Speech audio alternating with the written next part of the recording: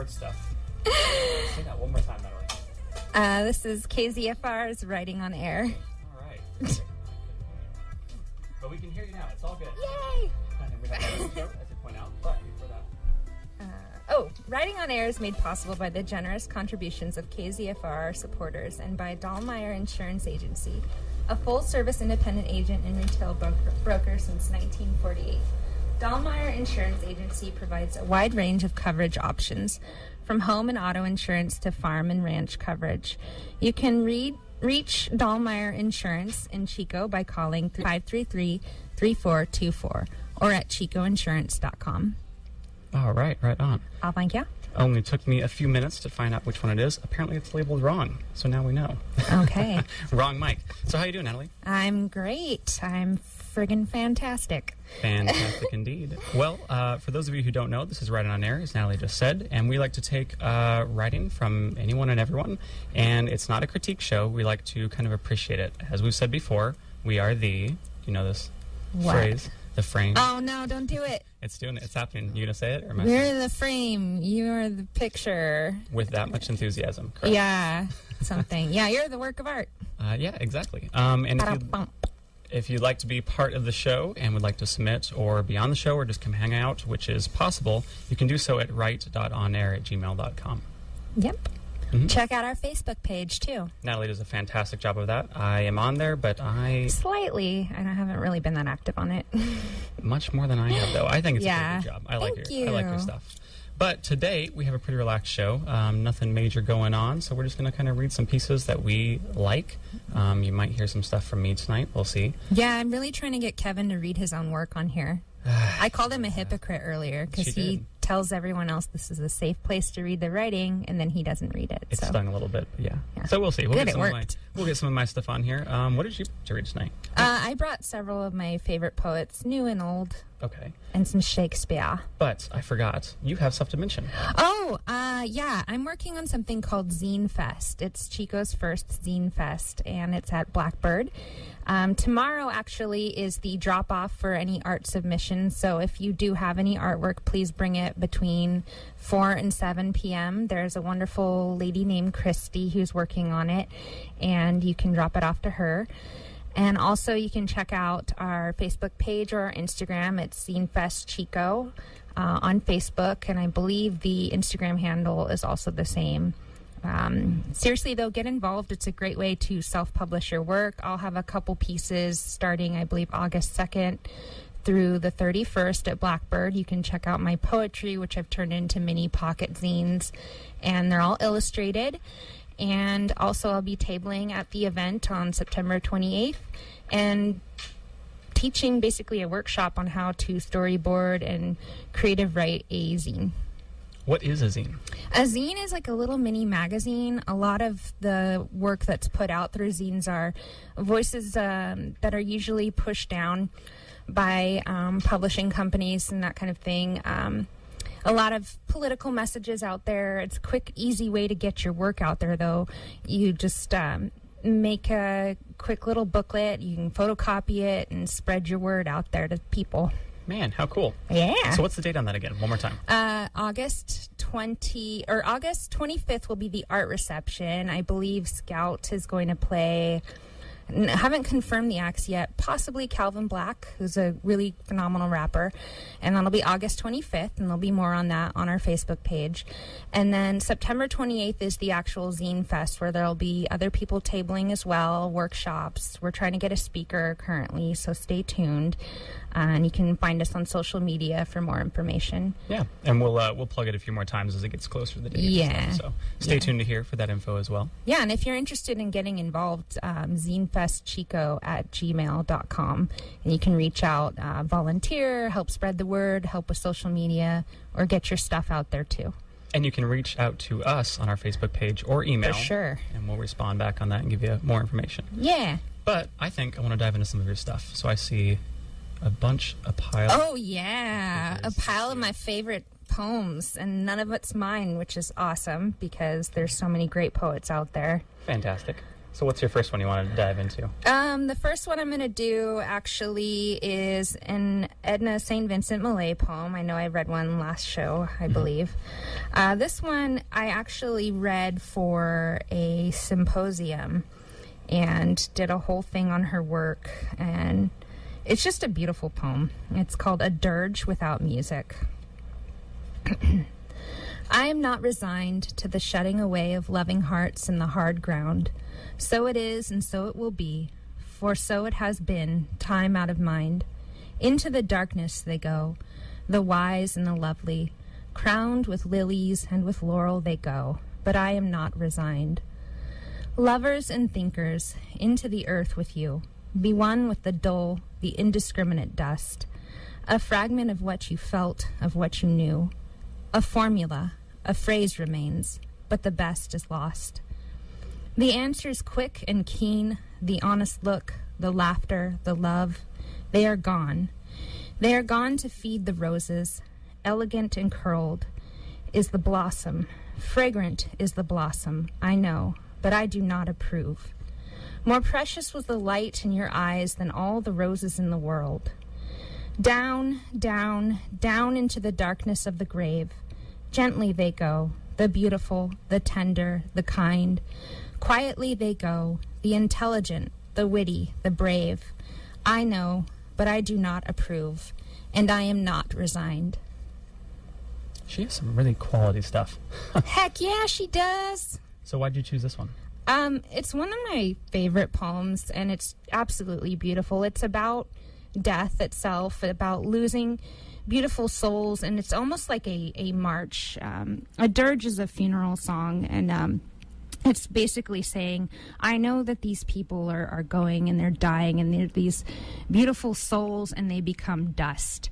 And I don't have to be okay with it, even though it's this fact of life, that this beautiful, intelligent, witty person that I knew, this life, this fire, is going to be put out. And a lot of her work reflects that feeling and this kind of reckoning with death and what's coming. And for me, that poem has brought a lot of solace in times of loss. And one thing that I put in my grad symposium that I did this project on her was that there was several actors who have read that poem aloud, and one was Joan Crawford, and she did it so perfectly. And I couldn't get the video to work when I did the symposium thing, but I would urge you all to go on YouTube and find Joan Crawford read it at some kind of cancer benefit in like 1950 something. And she just is so beautiful with those words, and they're so powerful. And when somebody can enunciate them right, they come across even more. Wow, that would be an especially potent piece for that event, a cancer event. Yeah. And it makes me think of like AIDS benefits too, where it's been read, and it's just really powerful. At a funeral, it would be, the right kind of thing to say that this is a loss, this is a life that is gone, and I'm not okay with it, but I know that this had to happen. I like the piece in there where she's talking about their roses, saying like, well, they're pretty, but there's nothing that can replace. No things can replace what is gone. Mm-hmm. Who is gone, I should say. Yeah. Man, that's a good piece. Mm-hmm. All right, I'll tag off. I'll read one of mine. Yay! We'll go back and forth here. I only brought a couple tonight. These are some old ones. We'll start with the better of the two, in my opinion. This is Every Drop. Every drop. We wring ourselves out in hopes to water the other. As age takes its toll, the water builds and flows downstream and becomes pure, as we, even still, begin to wring again. Sure to pour the life, conserve every drop, hoping more comes from less. I like it. Yeah, it's these two pieces were picked. Did we workshop that one? I think we have. I think we did. Yeah, I'm pretty sure you've seen this at least one other time. Yeah. I like the minimalist quality of it. Even the structure, I'm looking at the form of it. Physically, it looks like drops. Yeah. That's if I had to like pick a style, I think I like that a lot. I like very brief, kind of light stuff. Yeah. Maybe I should try to expand into more in-depth and elaborate poems. But for right now, I've been sticking to this. Well, where did it come from? This one was kind of... I'm trying to remember the exact person that gave me this feeling for this, and I can't remember who it was. It was someone that I had seen while going to Chico State trying to help someone else. I think it was a disabled person through a door or something, and I was like, man, they're trying to like there's no reason for this other person to be helping this person whatsoever. They don't know it. It's just a random stranger, and it's such a marvelous thing to watch people pour into either the next generation or someone nearby that needs help, and almost to an extent that could be detrimental to themselves. Yeah. It doesn't always make sense, and so watching people just kind of give up their life for whatever is coming next or whatever cause they believe in, it really kind of struck me as a really neat thing. Like hoping more comes from less. They're going to give whatever they have and try to get whatever they're pushing forward out there and successful. And I always thought that was a beautiful thing because everyone's doing it. Maybe just giving for the sake of giving. Yeah. And not expecting anything in return. Wringing themselves out every single drop. Yeah. Very nice. Thank you. Yeah. We'll tag team back to you now. Okay. All right. I will go with Cummings. I like my body when it is with your. I like my body when it is with your body. It is so quite new a thing. Muscles better and nerves more. I like your body. I like what it does. I like its hows. I like to feel the spine of your body and its bones and the trembling, firm smoothness, and which I will again and again and again kiss. I like kissing this and that of you. I like slowly stroking the shocking fuzz of your electric fur, and what as it comes over parting flesh, and eyes big love crumbs, and possibly I like the thrill of under me you so quite new. I didn't get it. What's that piece about? And end show. No, this is a great poem, and I have a great memory tied to this. My second semester at Chico State, I had this textbook. What do you? Oh, I just wanted to see it. I'm like, what do you want from me? So the second semester at Chico State, I had this textbook, and summer had come, and it was in my car, and I was hanging out with this girl, and she was really kind of wacky and fun, and she was a fire dancer and kind of a free spirit, and she wasn't really into poetry, and I read her that poem, and she had this crush on this guy, and I read her that poem, and she ripped the page out of my book, my textbook. Wow. And I was like, dang it, I was going to sell that textbook back, but she loved it so much because it was like, that was how she was feeling in that moment about that guy. And I'm like, all right. Was this copied and pasted from like an online? Yeah, AmericanPoets.com or org or whatever the heck. But yeah, Cummings has a style in his writing where he doesn't capitalize his eyes. Yeah, I was going to make a note on that. I really... Yeah, I have a friend, Jesse, who does that too. I like I'm that. Like, you look like Cummings with your writing, which I support. Have we had Jesse? No, Jesse lives in Oregon. Well, if you're listening, Jesse, you can call in and be on the show. Oh, I should get them on here. Yes. At some point. I like this piece. It's almost, I don't know, reading it feels delightful because it doesn't... Ooh, it does feel delightful. It doesn't... It doesn't... It makes me blush in the best way. But yeah, but it's almost... I don't want to say innocent, but the way he describes all these things, there's no overt intensity to it. It's about sex. Like, it's good sex, but it's not like gross lust, you know? It's delightful. It's not Bukowski's, like, we're ramen or whatever. This is like... Well, yeah, this is Bukowski, though. Yeah, but this is like the same thing, but said in a much more approachable way where this is something that women want to hear. You know, they're like, oh, yeah, when they hear this. This is how you would write that for a woman, in my opinion. And just having read that to a number of women and their reactions to it, yeah. And someone did tear out a page of your book. Oh, yeah, she did. A lot of people should tear a page out of my book. Unless you're selling it back, then please don't. Yeah, unless I'm trying to sell it back or send it back to chegg.com. Yeah. Then, yeah. We're not sponsored by them. We're not. No, sorry. Deviated and sidetracked. Okay, I'll dive into my second piece here. And you'll never hear from me for another 7 months. This one's Untitled. I've worked it a few times, and I've edited a couple things, because I'm pretty sure you've seen this one as well. And there was a couple sentences before and after that I've kind of removed, because I just didn't like how they fit. But Untitled. Like spiders' threads crossing the junction of their design, as hard to see as a star, necessary and vital, alone, meaningless as nothing. A point to be made in another crossing for another star speck across the way. Infinities mirrored by themselves, no longer alone. And again, very brief on that piece. Okay. What is like spiders, though? So essentially, What is it about? the way I intentioned it, I guess, or thought about this was that every single point on the spider's web is like a person's life. When looked at it's by itself, it's not. It seems just like a little crossing of these like a little junction. It doesn't really matter. Yeah. But when you pull back, kind of like seeing it from a spider's view, I don't want to say necessarily like a god's view, but just pulling back and looking at it, an overarching view of people. There's a lot more connections, or at least I wish people would see those. And so when looking at it by itself, it seems alone and meaningless. There's nothing there because, the singular thing doesn't have much to it. But when pulled back, you can see that there's like a network of all these people and things together. And at the very end there, I kind of wanted it to have an upper note on that, which is why I said no longer alone. Because when you pull back and see that there's so many other people that are really just as singular as you, but still connected, it's kind of a cool thought. So that was what I was shooting for, but That's awesome. I probably have to edit this one a tiny Well, bit more. maybe, but I would say where you have Untitled as the title. So there's a poem called, I believe, In the Station of a Metro or something, and it's the title of the poem, and it's by someone they call a fascist. I can't remember his name. He's a poet, and the title is part of the poem. And it kind of explains what the poem is about. It sets you in where you're going to.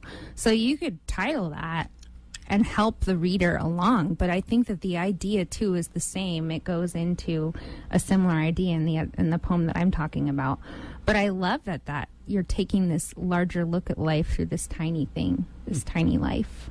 Thank you. And I like the idea of that. I think whenever title I settle on, I'll try to work that in so it kind of is like the first note of a song, kind of gets you right in there. Yeah. That'd be kind of cool. It's a beautiful poem, though. Yeah, thank you. Yeah, I will workshop that some more, which, by the way, your work never has to be done. No, You're it's right. never done. Yeah, you can keep editing. Just before this show, actually, Natalie sent me some of her pictures. Yeah. And she sent one batch, and I was like, man, these look so cool. And she's like, well, I haven't edited them. And I was like, psh, you don't even need to. And then she sent me the edits, and I was like, these look even cooler. Oh. So Well, thank you. it doesn't matter. You can keep working on anything. Yeah. Yeah, because you're a different person every day. Mm-hmm. By the way, you're a great writer. I hope you share some more stuff in the future. 6 months. No. Twice a year. That's too long. That's my goal. We'll see. But thank you. All right. Next, I think I'll do, Anne Sexton. I don't know if anyone out there has ever heard of her, but Never. she's amazing. This is called Her Kind. I have gone out, a possessed witch, haunting the black air, braver at night, dreaming evil. I have done my hitch. Over the plain houses, light by light, lonely thing, 12-fingered, out of mind. A woman like that is not a woman, quite. I have been her kind. I have found the warm caves in the woods, filled them with skillets, carvings, shelves, closets, silks, innumerable goods, fixed the suppers for the worms and the elves, whining, rearranging the disaligned. A woman like that is misunderstood. I have been her kind. I have ridden in your cart, driver, waved my nude arms at villages going by, learning the last bright routes, survivor, where your flames still bite my thigh, and my ribs crack where your wheels wind. A woman like that is not ashamed to die. I have been her kind. Wow, that is a potent piece. Mm-hmm. Snap, snap. Yeah. So why this one? I love Anne Sexton. I'm not the only one who loves Anne Sexton. Like, I believe Peter Gabriel, who is a phenomenal artist, musician, writer, lyricist, wrote an entire album basically based on her work. Mercy Street, if you've ever heard the song Mercy Street, it's about her. She has a book called 45 Mercy Street and about her hitch in a mental institution, and yeah, she's amazing. Her work's amazing. She positions herself in a lot of her poetry in fairy tales or as a witch because she went insane. And basically that's how they treated people back in the 60s and 70s. Even now, still, we have it where if you are mentally ill, that's how you're treated. Like, you are a crazy person, you're called a witch, you are burned at the stake socially. So yeah, she addresses that in all her work, and she's a phenomenal writer. I was going to ask about the 12-fingered part because I wasn't quite getting that, but Oh, now yeah, from yeah. that backstory, that makes a lot more Well, sense. don't get me started. Yeah, we'll get you I started. love her. Yeah. Yeah. She's amazing. So why do you think she put in the 12-fingered? Was that just... Because that's my favorite line in that piece, the 12-fingered. Let me see. I have done my hitch. Yeah. I just saw it. I'm looking at it. I'm just trying to read back. I've done my hitch over plain houses and then a 12-finger. It might be a reference to witches themselves. Maybe that was a thing. Like, witches had 12 fingers and 3 nipples. I remember 3 nipples was a thing that witches supposedly had, but, That one just stuck. Sometimes when I read a piece... we'll have to look it up later. I know I've, talked in depth about this poem. I think I might have written a paper about it a long time ago. But, yeah, there's little things like that in there. Every poem is so very deliberate if you actually get into it, each poem you ever read. So. I enjoy reading pieces from people who are no longer... around, I guess, because it looks like I see. No, she's not. Yeah, I believe 74. she succumbed to her illness. Yeah. Yeah. Older works like this, especially from people who have written a lot and a lot of people draw inspiration from, are really neat because they still speak on sometimes, not all the time, but sometimes they speak on human conditions that are still quite relevant. Oh today. yeah, it will always be. Yeah, and until we figure out a way to make sure no one will ever have any sort of mental issues, this will always be relevant. Yeah, we'd have to live in a perfect world. Yeah, which maybe I don't want necessarily, but Yeah. because good writing comes from hard Well, places. I don't know. She suffered quite a bit for her art. Did you actually? There's a and I have the book too, but it's not sitting next to me. A piece by Bukowski, and he talks on being a good writer. And he was interviewed by someone, and he says, "I don't want to be a good writer." And they're like, "Why?" Yeah. And he was like, "Because all the good writers are." And I'm not going to say it, but he uses a bunch of explicatives there. Says they're messed up. Yeah. They're quite messed up. They are. I don't want to be a good writer, Yeah. man. You don't want to. But be a good writer. Be a good person. That should be the goal. We won't scare you. You can be a good writer and not. There's be. good children's books authors. True. So Do you have another one for us? I do. Okay, I'll grab the phone here. Go ahead. Okay. I'm going to go ahead and read, since we've got a little time. This is actually Shakespeare, and speaking of not living in a perfect world, this is from Hamlet. It's not exactly a poem, but everything Shakespeare wrote was poetic. So this is from Act 3, Scene 1 of Hamlet. It's the famous soliloquy.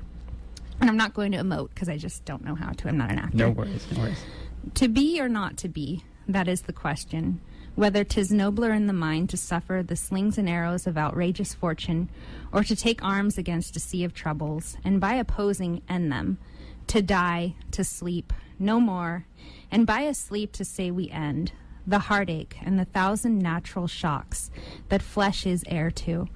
'Tis a consummation devoutly to be wished, to die, to sleep, perchance to dream.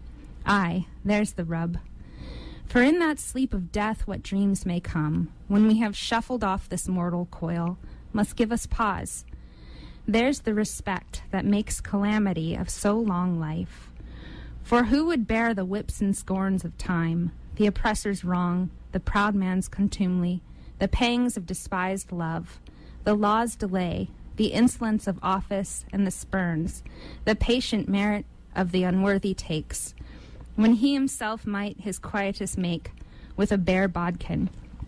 Who would fardels bear, to grunt and swear under a weary life, but that the dread of something after death, the undiscovered country, from whose bourne no traveller returns, puzzles the will, and makes us rather bear these ills we have, than fly to others that we know not of?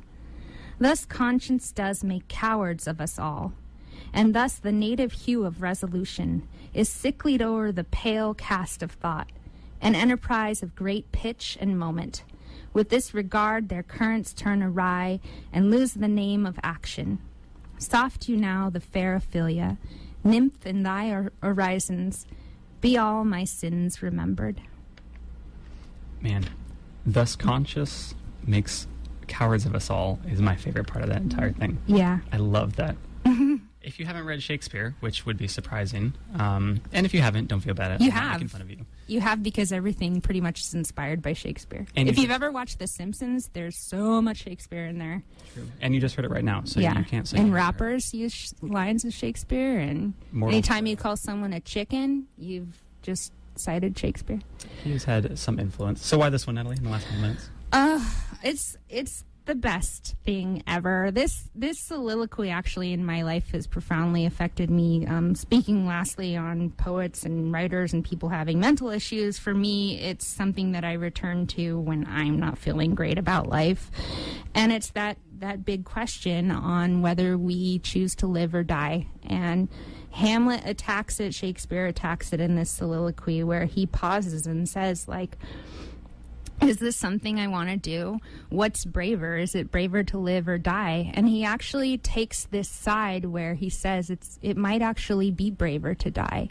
It might actually be braver to travel into this unknown world and go to this place where what is it? He says, no traveler returns. From who's born, no traveler returns. And I love the part where it says puzzles the will, because there's little bits in each Shakespearean soliloquy where you'll see something like will or will make or, and it kind of makes you think of Will Shakespeare.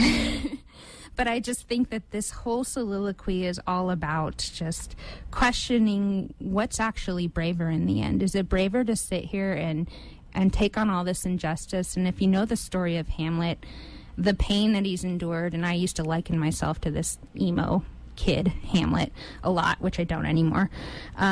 Is it nobler to sit and suffer, or is it nobler to go against, living and go to this place that you have no idea what's after all of this? I mean, we can, conjecture heaven, maybe, or hell, or whatnot, but we don't really know for sure. And so he's positing this idea that maybe death is actually the braver thing, but obviously it's not.